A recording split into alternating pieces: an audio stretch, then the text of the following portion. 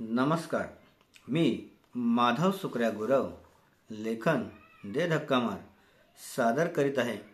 मनस्पर्शी साहित्य परिवार मार्गदर्शक श्री राजेश नागुलवार यांच्या वाढदिवसानिमित्त आयोजित भव्य राज्यस्तरीय यूट्यूब काव्य सादरीकरण स्पर्धेसाठी माझी स्वरचित कवितेचे शीर्षक प्रेम असेही असते. चार चौघात परस्परांना कधी न पाहायचे, पण नजरेआड एकमेकांना निहाळत बसायचे. प्रेम असेही असते. भांडण तंटा लटका रोजच चालतो यांचा, म्हणजे आमचा. भांडण तंटा लटका रोजच चालतो यांचा, मात्र कधी न लागू देतात इतरांना थांगपता याचा. प्रेम असेही असते. चार चौघात परस्परांना कधी न पाहायचे, पण नजरेआड एकमेकांना निहाळत बसायचे. प्रेम असेही असते. 4 वर्षात 2 अपत्य झाली लग्नानंतर.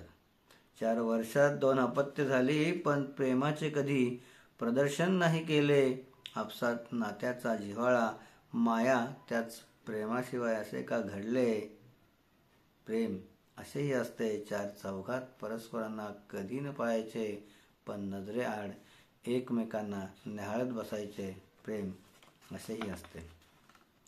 जेव्हा बघावे तेव्हा यांची शाब्दिक चकमक चालते.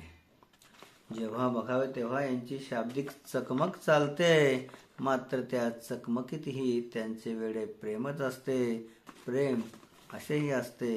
4 चौघात परस्परांना कधी न पाहायचे, पण नजरेआड एकमेकांना निहाळत बसायचे. प्रेम असेही असते. वरवर कधी दिसत नसते प्रेम यांचे. आमचंही तसंच. वरवर कधी दिसत नसते प्रेम यांचे, कारण जगासमोर ते दाखवणे आवडत नसते. पण अंतरंगातून एकमेकांची ओढ मात्र यांना जगावेगळी असते. प्रेम असेही असते.